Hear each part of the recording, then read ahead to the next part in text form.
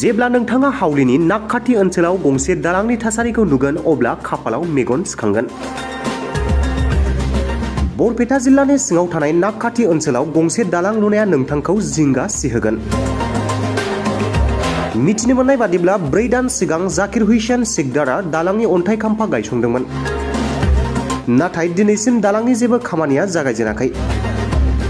मोनसे गोजाम दंफांनि दालां जाय दा खैफोदनि लामायाव जायखिजाया समावनो बायनो हागौ।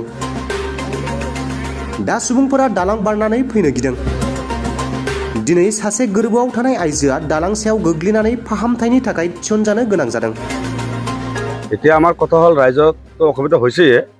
ইমান আমাৰ পশ্চিম বাবলা এইটো নাককাটি পলানদী দলং হয়। এইটো ৰাস্তাদি মোটামুটি 6ৰ পৰা 700 মান ল'ৰা ছোৱালী স্কুলত যায় আৰু আমাৰ ইয়াতে 2-3টা স্কুলো আছে। কিছুমান টিচাৰ আছে বঙাইগাঁৱৰ পৰা আহে, কিছুমান বৰপেটাৰ পৰা আহে, কিছুমান আমাৰ মইনামাৰাৰ পৰা আহে।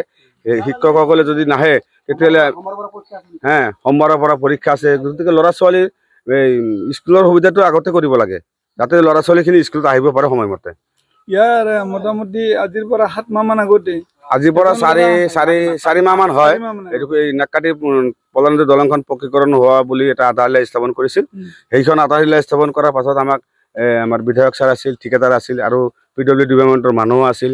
তেওঁলোকে কৈছে অনতিপলমে আমাৰ এই আপোনালোকৰ পলানদী দলংখন পকীকৰণৰ কামটো আৰম্ভ হ'ব বুলি কৈ তেওঁলোকে গুচি গৈছে।